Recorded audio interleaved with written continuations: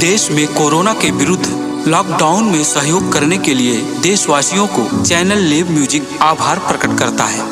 गीतों की इस कड़ी में प्रस्तुत है अंजू उपाध्याय की आवाज में ये प्यारा सा गीत।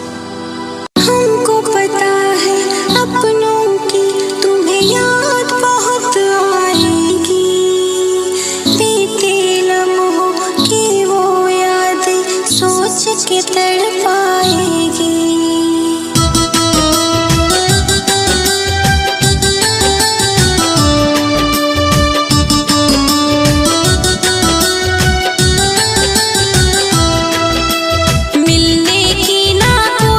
करना घर से नहीं निकलना,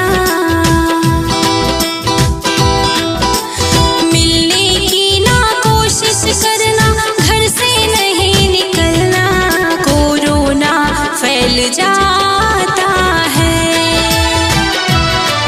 कोरोना फैल जाता है, कोरोना फैल जाता है, कोरोना फैल जाता है।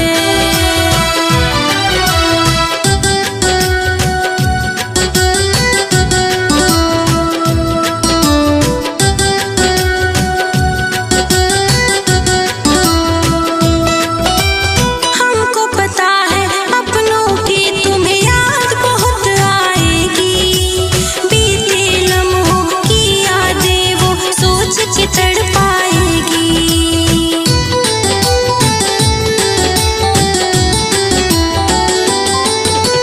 हमको पता है अपनों की तुम्हें याद बहुत आएगी, बीते लम्हों की यादें वो सोच के तड़पाएगी। लेकिन अपनों से मिलने की अभी न कोशिश करना,